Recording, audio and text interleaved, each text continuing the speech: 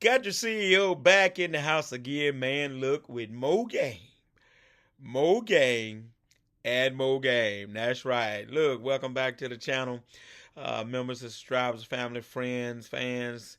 God bless you on today. Look, got some game for you in my series that I've been doing here lately. Things I did wrong when I got started, right? And so here's another one in that series. And the idea behind this series is just to relate to you things that I've done wrong so you can avoid the pitfalls and things that I had to overcome when I first got started, right?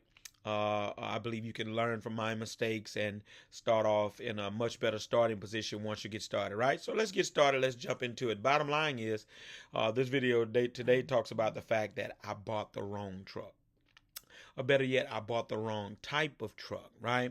Bottom line is the truck wasn't spec right to do the work that I was going to be requiring it to do.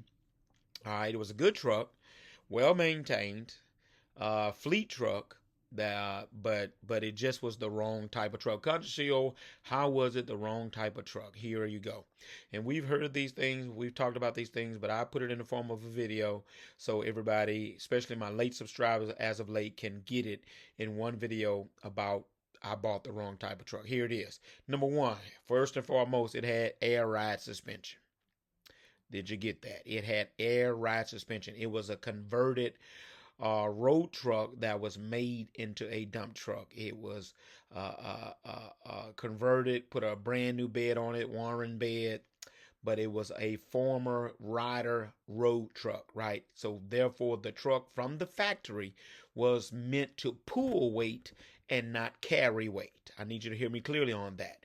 This truck from the factory was built to pull weight and not carry weight. So this truck was converted after it had put in some years of service, 6 years of service in pulling over the road. Then they pulled it off.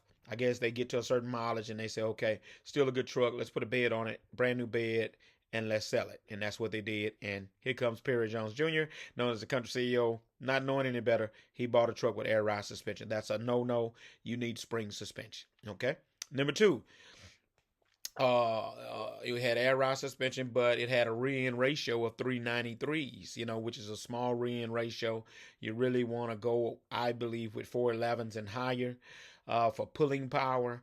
393s, anything in the threes really is road truck rear ends, right? And so that rear end gear ratio needs to be 411 and higher to have some pulling power when you get an off-road carrying weight in a dump truck, okay? All right. So that's number two. Number three, the front axles were 12,000 pounds. The back axles were 40,000 pounds. Front axle, got my first load on it. The truck sat down in the front, right? Because it wasn't built for those specs. It was 12,000, which is what normal for a road truck pulling weight. But for a dump truck, you need to be 18,000 and higher. So I had to immediately go to the spring shop, get some more springs put on the front of there to build it up so it wouldn't sit down. But also just have more beef up there to carry the weight, okay? The rear ends were 40,000, should have been 44 or higher, okay? All right, and so transmission was a 10-speed with no low gear. All right, 10-speed, no low gear.